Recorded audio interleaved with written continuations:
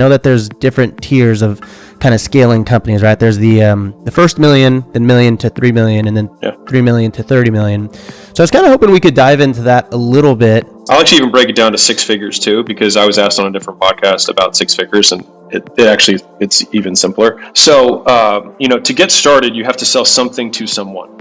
That's it. Like literally that's all. One avatar, one product, one channel. That's it. So you have one way of getting customers. You sell one thing to one specific type of person. That is all you need to do to get to six figures. To get to seven figures, you need to learn how to do those three things, reliably, consistently. Right? So you know how to sell one product to one avatar and one channel in a consistent manner. So you start having predictive metrics on how you can acquire customers. So it's either I spend this amount of money on advertising, and this is how many calls I get booked, and then from that many calls I get that many sales, etc.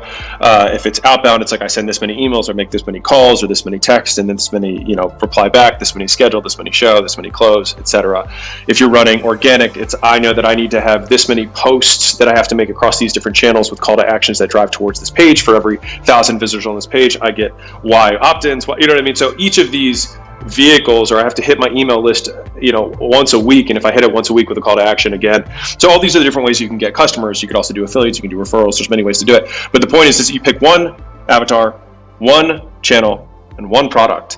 As soon as you can start predicting how many inputs it takes to get an output, then you get to 1 million, right?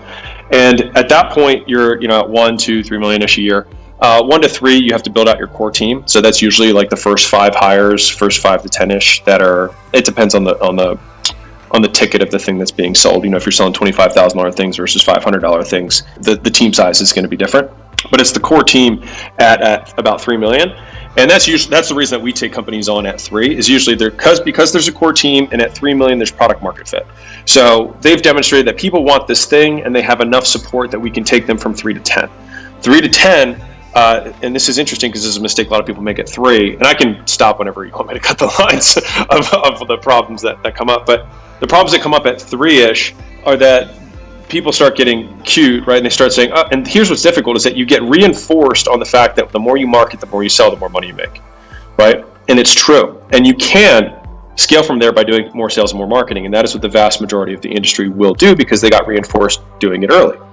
The problem is that they switch the objectives. The objective of the first phase of business, which for me is like 0 to 3, is just to demonstrate product market fit and an acquisition channel that is profitable. That is the objective. At this point, we transition objectives to increasing lifetime value per customer. So this is improving the customer experience, putting data tracking in place. If there's an ascension opportunity that makes sense, we need to build out that product or service line so that, and this is the big point, so that when we do choose to add another channel or expand on our current channel, we can do so more profitably, right? Where if you just sell a single product that might not have as much LTV as you would want, as you scale or put more in, your margins begin to compress. So you might go up to 10 million, but your margins have compressed over time. And then you get in this place where you have to keep selling to maintain your overhead, but you're not really taking enough home, and you can't have enough free cash flow to grow the business. And so sometimes it's like you have to take the step back, fix the product, fix the customer experience, fix the service, fix the data, fix the infrastructure that everything's built on, probably hire and fire some people that you promoted a little bit too early that didn't have the experience because they're actually not running things that well. And then once we fix that stuff, then honestly, going from 3 to 10 usually almost happens on its own.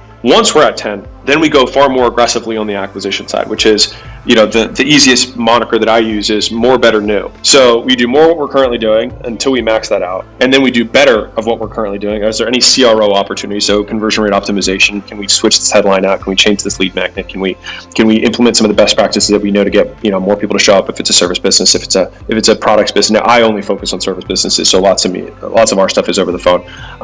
Can we change the video sales letters and the follow-up emails, things like that, all the improvements that can happen. And then different is, new is, can we add a new channel to this? So we have 6 that we can choose from to get new customers. We can hit up our own lists. We can do cold outbound, we can do content, we can do paid ads, we can do affiliates, and we can do referrals. And so those are the only 6 ways to get new customers. And we look at those 6 and say, of the skills that we currently have, which of these would make the most sense to add to it? And you can even go adding a new thing within a current. So if you're running paid ads, it's like going from Facebook to YouTube or going from Facebook to TikTok. And so there's, each one of those 6 squares has channels or media channels that you can, or platforms that you can tap into that give you new audiences. So that was a little bit of a crash course there, but that's what allows you to scale from 10 to 30 and beyond. At 30-ish, the founders typically will start feeling constrained because they are the juju behind the entire business. But at 30-ish is when it stops being about the founder. Not that it was about the founder to begin with, but like you can will your way to 30. But at some point, like right around there's like you get spread too thin. Okay, I'll stop. The point is that you need more stallions, right? And so you have to find more people who can drive things like you do.